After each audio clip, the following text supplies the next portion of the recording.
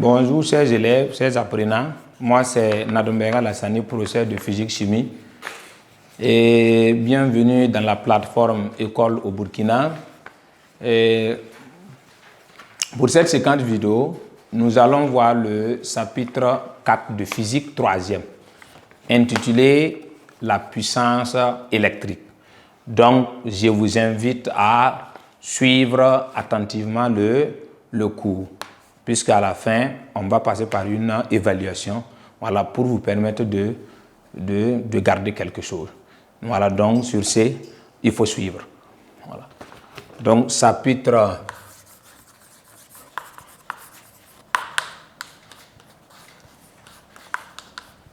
4.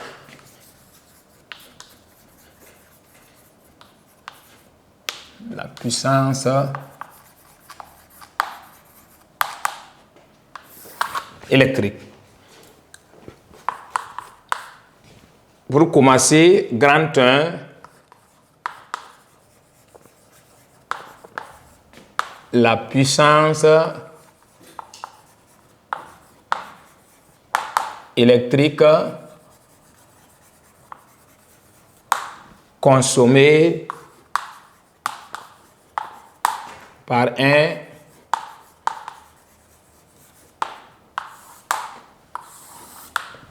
appareil. Voilà, ici, les appareils, là, sous-entendus, sont des appareils électriques. Hein. Voilà, donc ce n'est pas n'importe quel appareil. Voilà, donc c'est l'appareil là tous ces appareils là qui ont besoin du courant là pour pouvoir fonctionner. Ce sont ces appareils là on parle. Voilà, donc ici, en petit 1, nous allons voir définition. Comment on peut définir la puissance électrique consommée par un appareil? C'est de façon simple. En troisième, la définition dérive de la formule. Voilà, ça veut dire que comment calculer la puissance électrique là? La définition dérive de ça. Voilà, donc ce que l'élève doit détenir, la puissance électrique là est symbolisée par la lettre P. Maintenant, la tension, c'est U. Et puis l'intensité, c'est I. Ça veut dire que pour calculer la puissance électrique consommée par un appareil, on prend la tension aux bornes de l'appareil, multiplié par l'intensité traversant cet appareil. Donc, voici maintenant en troisième, ça veut dire que la définition dérive de cette formule. Donc, si on va se baser sur cette formule pour donner ce qu'on appelle la définition, qu'est-ce qu'on peut dire par rapport à ça? On peut dire que la puissance électrique consommée par un appareil est égale au produit de la tension à ses bornes par l'intensité du courant qui le traverse. Voici ce que vous devez retenir en ce qui concerne la définition. Si vous maîtrisez seulement la formule, ça veut dire que vous utilisez la formule pour pouvoir en même temps donner sa définition. C'est même pas compliqué. Voilà, donc on va noter ça. La puissance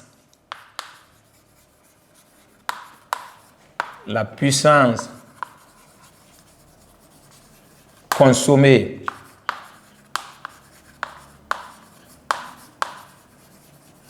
par un appareil électrique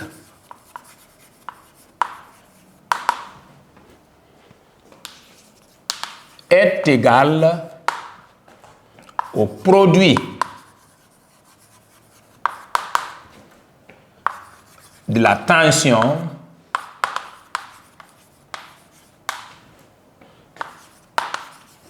à ses bornes par l'intensité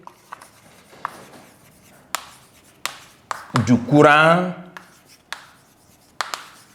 qui le traverse. Voici ce qu'on peut noter. Maintenant, donc,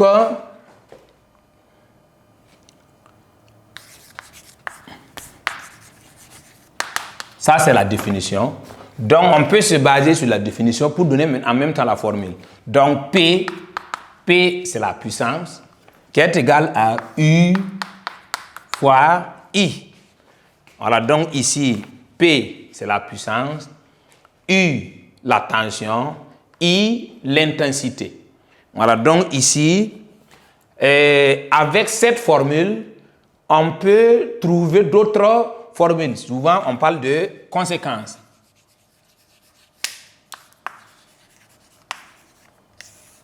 Oui, on peut donner la puissance, on peut donner en même temps l'intensité, et puis on vous demande de calculer la tension.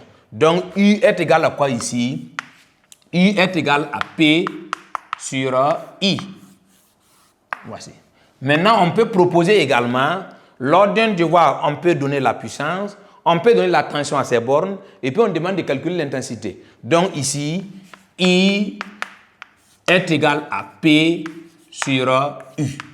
Voilà. Voici déjà ce que vous pouvez retenir. Mais ça, si vous maîtrisez les mathématiques, normalement, P est égal à U fois I là. Si vous maîtrisez cette formule-là, c'est cette formule-là qu'on utilise pour tirer U et puis I. Voilà, si vous maîtrisez ça, normalement, ça doit pouvoir, ça va pour retenir ça là, je trouve que c'est pas trop, voilà, c'est pas compliqué. Voilà, donc, voici pour le moment ce qu'on peut retenir concernant la définition. Donc, la définition dérive en même temps de la formule. Donc, si on vous demande de définir la puissance électrique consommée par un appareil, voilà, c'est égal au produit de la tension à ces bornes par l'intensité du courant qui le traverse.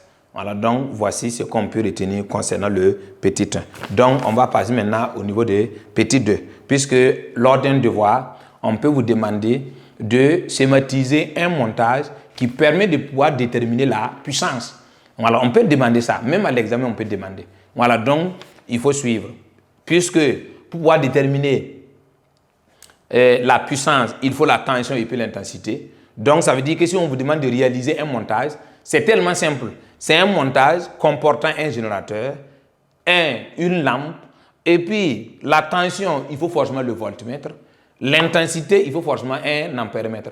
Donc, si on vous demande de réaliser un montage qui permet de calculer la puissance, ça veut dire qu'il faut réaliser un montage comportant un générateur et une lampe, c'est un récepteur de façon générale, et puis placer un voltmètre aux bornes de l'appareil en question, et puis placer un ampèremètre pour prendre l'intensité qui traverse l'appareil là. Ça veut dire qu'avec les deux grandeurs physiques là, on peut calculer ce qu'on appelle la puissance. Donc en petit 2, nous allons voir seulement du montage expérimental. C'est un schéma tellement simple.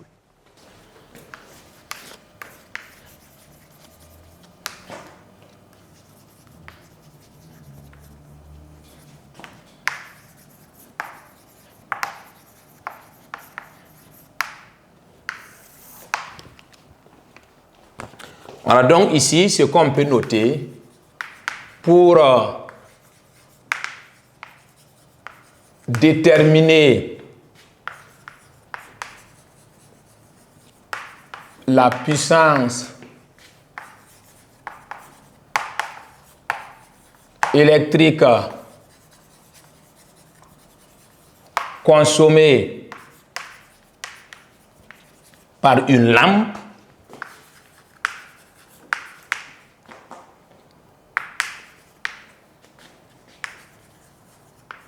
on mesure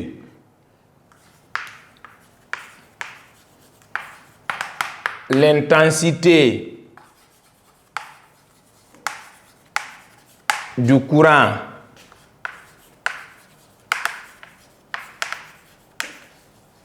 qui la traverse et la tension à ces bornes. Donc, c'est tellement simple. Voici le montage.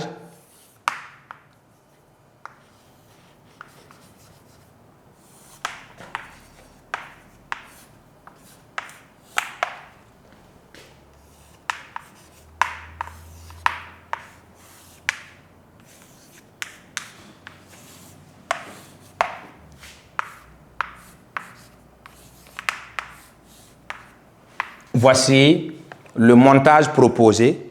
Voilà, donc ça c'est L. Voilà, ça c'est la puissance consommée. Si on demande de déterminer la puissance consommée par cet appareil-là. Donc, puisque P est égal à U fois I, pour pouvoir déterminer la puissance, il faut la tension. Qu'est-ce qui mesure la tension? C'est le voltmètre. Donc, il faut placer un voltmètre aux bornes de la lampe pour pouvoir prendre la valeur de la tension. Maintenant, c'est U et puis I. L'intensité, il faut placer un ampèremètre. Voilà, donc l'ampèremètre, dès que l'intensité traverse la lampe là, l'ampèremètre est là pour prendre sa valeur. Donc, si vous avez la tension aux bornes de l'appareil et puis l'intensité qui le traverse, ça veut dire qu'on peut calculer ce qu'on appelle la puissance. Voici ce qu'on appelle le montage expérimental permettant de déterminer la puissance consommée d'un appareil électrique. Ici, on a pris une lampe juste pour illustrer. Voilà, donc voici en gros ce que vous devez retenir. Voilà, donc on va passer maintenant au niveau de petit 3, ce qu'on appelle unité de puissance. Voilà, donc si on calcule cette grandeur qui est la puissance électrique, voici on trouve une grandeur là. L'unité là c'est quoi? Voilà, c'est ce qu'on va voir tout de suite.